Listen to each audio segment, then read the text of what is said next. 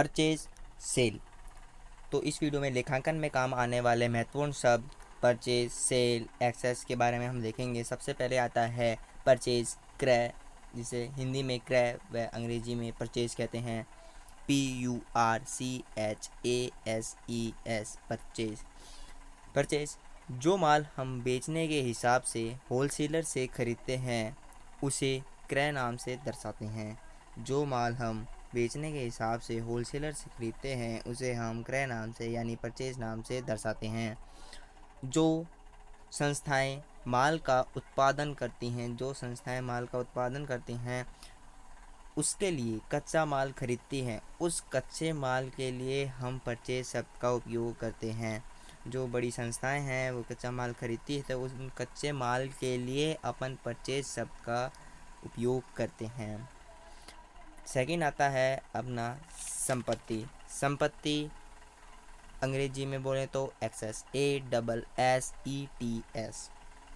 संपत्ति, जो वस्तुएं व्यापार में विक्रय के उद्देश्य से नहीं, व्यापार में उपयोग करने के लिए खरीदी जाती हैं। जो व्यापार में विक्रय करने के उद्देश्य से नहीं यानी बेचने के उद्देश्य से नहीं, व्यापार चलाने के उद्देश्य से क्रय की जाती है, खरीदी जाती है, उसे हम संपत्ति कहते हैं। क्रय के नाम से नहीं दर्शाते, उसे माल नहीं माना जाता। यदि आपकी कोई फैक्ट्री है, यदि आपके पंखे की भी फैक्ट्री है तो भी आप अगर अपने कैबिन में पंखा लगाने के लिए भी आप पंखे पे खर्च करते हैं तो वो आपकी सेल्स नहीं, परचेज नहीं, वो आपकी संपत्ति कहलाती है। आगे देखते हैं। सेकंड आता है विक्रय यानी कि सेल्स, SALES, विक्रय, सेल्स। तो जो माल हम बेचने के लिए खरीदते हैं वह लाभ में या लागत में बेचते हैं, उसके लिए विक्रय शब्द का उपयोग किया जाता है। माल के विक्रय से जो राशि प्राप्त होती है उसे आयगत राशि कहते हैं। क्रय व विक्रय दोनों ही नगद और उधार हो सकते हैं। जो माल हम अपनी फैक्ट्री में बेचने के हिसाब से के लिए क्रय करते हैं और जिसे हम अपनी लाभ में बेचते हैं उसे हम विक्रय कहते हैं, विक्रय के नाम से दर्शाते हैं। वह अपनी आयगत राशि होती है, वह नगद और उधार दोनों ही हम कर सकते हैं। थर्ड आता है क्रय वापसी यानी purchase return, PURCHASE, purchase, RETURNS, purchase return के नाम से दर्शाते हैं। खरीदा हुआ माल, वस्तु सही न हो, क्वालिटी नहीं हो, लागत ज़्यादा लगा ली हो तो उसे वापस किया जा सकता है। क्रय वापसी भी कहते हैं, परचेज रिटर्न भी कहते हैं। खरीदा हुआ माल, वस्तु अगर लागत नहीं है, कॉस्टिंग ज़्यादा ले ली गई है तो उसे हम वापस करा सकते हैं। हमारे द्वारा माल वापस कराया गया परचेज रिटर्न कहलाता है और व्यापारी के द्वारा माल क्रय किया गया सेल्स रिटर्न कहलाता है। तो इसी पे अपना अगला है विक्रय वापसी, सेल्स रिटर्न। जो माल व्यापारी द्वारा बेचा जाता है यदि वह माल विक्रेता द्वारा वापस लौटा दिया जाए, खरीदने वाले के द्वारा वापस लौटा दिया जाए तो उसे विक्रय वापसी मानते हैं। यदि कोई ख़राब माल आ जाता है तो अगर आप उसे दुकानदार को देते हैं तो परचेज रिटर्न कहलाता है, लेकिन यदि दुकानदार उस माल को जो ख़राब है उसे अगर वापस लेता है तो उसे सेल्स रिटर्न के नाम से दर्शाया जाता है।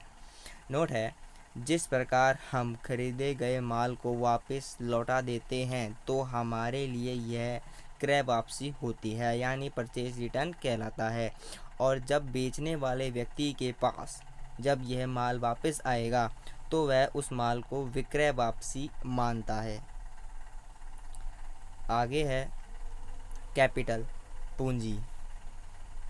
स्वामी मालिक द्वारा व्यवसाय में लाभ कमाने के लिए जो नगद लाभ माल संपत्ति विनियोजित की जाती है, विनियोजित यानी लगाई जाती है व्यवसाय प्रारंभ में के लिए, आपको नगद कोई आपको नगद पैसे की ज़रूरत, भवन की ज़रूरत, सामान की ज़रूरत, माल की ज़रूरत जो विनियोजित की जाती है, उन सभी को पूंजी कहा जाता है। पूंजी का एक सूत्र भी है, पूंजी बराबर संपत्तियां माइनस बाह्य दायित्व।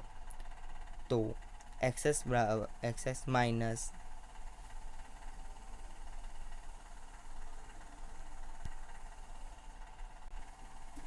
External liabilities minus capital. जो मालिक के द्वारा, स्वामी के द्वारा, स्वामी के द्वारा व्यवसाय में लाभ कमाने के लिए जो नगद माल संपत्ति विनियोजित की जाती है। यदि आपकी कोई दुकान है, यदि आप किसी भी शोरूम है, तो उस शोरूम में आपको, यदि आपकी टीवी है तो आपको टीवी के लिए जो आप नगद माल, जो आप संपत्ति विनियोजित की जाती है, उसे आप पूंजी कैपिटल के नाम से दर्शाते हैं।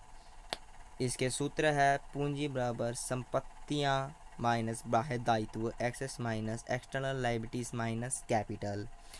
नेक्स्ट आता है अपना आरएन ड्राइंग। आरएन ड्राइंग क्या होती है? यह वह होती है जो व्यवसाय में स्वामी के द्वारा जो निजी खर्च के लिए, स्वामी के अपने खर्च के लिए व्यवसाय से जो स्वामी पूंजी उधार लेता है या कोई नगद आदि उधार लेता है, नकद राशि, कोई भी सामान, संपत्ति उधार लेता है, तो उसे ड्राइंग के नाम से दर्शाया जाता है। आर से व्यापारी द्वारा व्यापार से अपने व्यक्तिगत खर्चों या कार्यों के लिए निकाली गई नकद राशि से है। नकद राशि के अलावा व्यापारी व्यापार में माल भी अपने व्यक्तिगत कार्य के लिए ले सकता है, यह भी आरएन ही होता है। ड्राइंग जिसे कहते हैं आरएन से आशय व्यापारी द्वारा व्यापार से अपने व्यक्तिगत खर्चे, व्यापारी अपने व्यक्तिगत खर्चों के लिए यदि कोई माल नगद राशि अलावा व्यापारी व्यापार से माल व्यक्तिगत कार्य के लिए ले सकता है, तो उसे ड्राइंग कहते हैं, आरएन कहते हैं, आरएन के नाम से दर्शाते हैं। आगे देखते हैं, नोट है, स्वामी के इस प्रकार दो खाते होते हैं। स्वामी के व्यवसाय में इस प्रकार दो खाते होते हैं। जब स्वामी पैसा व्यापार में लगाता है, विनियोजित करता है, तो उस समय हम उस व्यक्ति के नाम के लिए पूंजी शब्द का उपयोग करते हैं। जो व्यापारी ने व्यवसाय में लागत पूंजी लगाई है, उसके लिए हम पूंजी शब्द का उपयोग करते हैं। जो पैसा लगाया है उसके लिए पूंजी शब्द का उपयोग करते हैं, तथा वह पैसा व्यापारी से निकालता है, व्यापारी व्यवसाय से पैसा निकालता है, तो हम उसे ड्राइंग आरएन के नाम से व्यक्त करते हैं, ड्राइंग के नाम से व्यक्त करते हैं, और इसे कैपिटल पूंजी के नाम से व्यक्त किया जाता है। लास्ट आता है संपत्ति यानी एसेट्स। संपत्ति क्या होती है? यदि आपकी किसी दूध की फैक्ट्री है तो उसमें आपको पंखे की ज़रूरत है, तो आप पंखा विक्रय के उद्देश्य से नहीं, अपने एक्सेस के रूप से अगर आप लाते हैं, उसका उपयोग करते हैं, तो वो आपकी संपत्ति कहलाएगी, ना कि विक्रय। व्यवसाय चलाने के लिए जो संसाधन उपलब्ध होते हैं, bank balance, machine, furniture, building, यह सभी संपत्तियां कहलाते हैं। व्यवसाय इन संसाधनों से धन एकत्र भी कर सकता है। विक्रय करके वास्तव में यह संसाधन व्यवसाय चलाने में सहायक होते हैं। वास्तव में संपत्तियां 4 प्रकार की होती हैं, जो कि अपन अगली वीडियो के माध्यम से समझेंगे। संपत्तियां जो आपके व्यवसाय चलाने में उपयोगी होती है, उसे हम संपत्तियां कहते हैं।